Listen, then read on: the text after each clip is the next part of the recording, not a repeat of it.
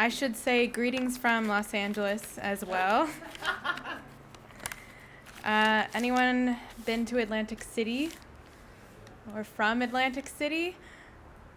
It's okay. It's enough you've been there. I'm not from there. My mother is, though, and this is a poem called Atlantic City Mirage. It's a poem about water and stone. My cousin the lifeguard sees his mother in the Atlantic Ocean.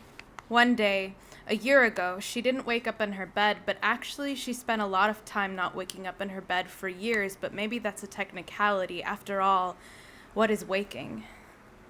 I have been prepared.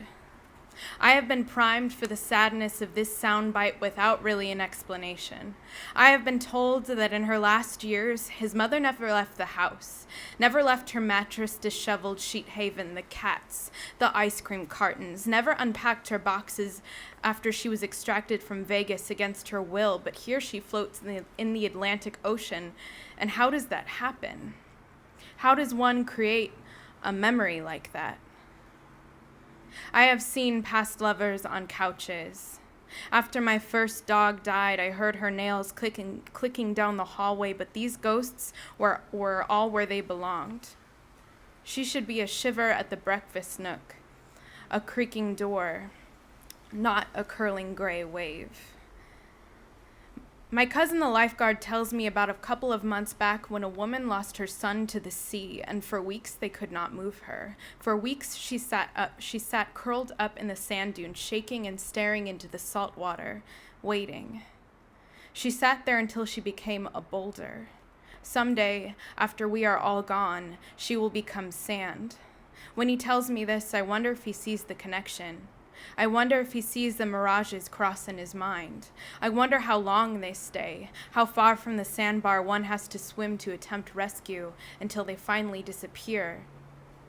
See that casino over there? He says, gazing through a sun-leathered squint. Yes, I say. It is quite large, and I was wondering about it earlier. It just opened. He says it cost the city billions of dollars, but is hemorrhaging money. It will be closed by winter. I spend my afternoon bending my neck back into my shoulders, attempting to see the tops of these things. Imagine how they would be brought back to the earth. My mother says that the neighborhoods behind the casinos have not changed since she was a child. Not a smudge. The pastel siding and stoops sit perfectly preserved. One summer, when she was a teenager, she came back to visit, and while walking around her uncle's neighborhood one afternoon, a woman in a car followed her down the street and proclaimed, "You are Nancy's daughter, aren't you?" This is because it's rare that anyone ever leaves. They just become the ghosts of the people who do. You linger and you start to become people you never knew. You start to become fixture. You start to wait.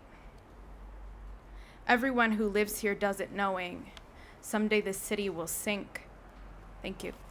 Woo.